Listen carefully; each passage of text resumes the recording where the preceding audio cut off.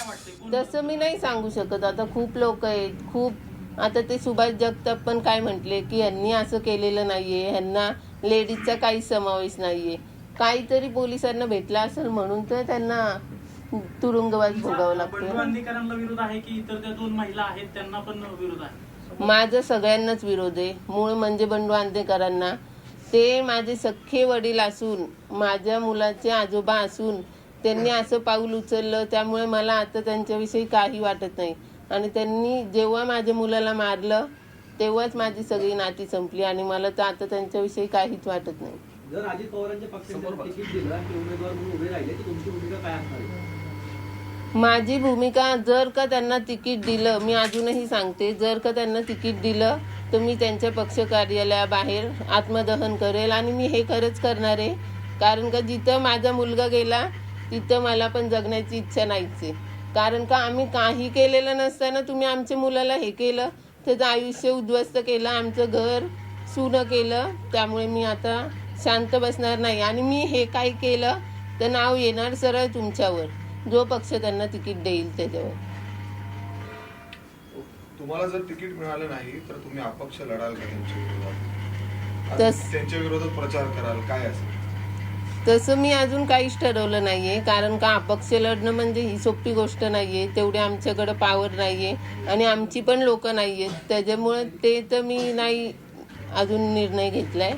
मला फक्त एवढंच हवंय की आम्हाला तिकीट द्यावं, एक संधी द्यावी. आणि मी हे अन्यायाविरुद्ध लढण्याचा प्रयत्न करते, म्हणून लोकांनी माझी तळमळ समजून घ्यावी आणि एका आईच्या पाठीशी उभं राहावं, हेच मला वाटतं. गेल्या अनेक दिवसांपासून अजित पवार पुण्यात होते, मग तुम्ही इतर पक्षांच्या मुलाखती दिल्या, अंधेकरांना उमेदवारी देऊ नये म्हणून अजित पवारांची भेट का घेतली नाही?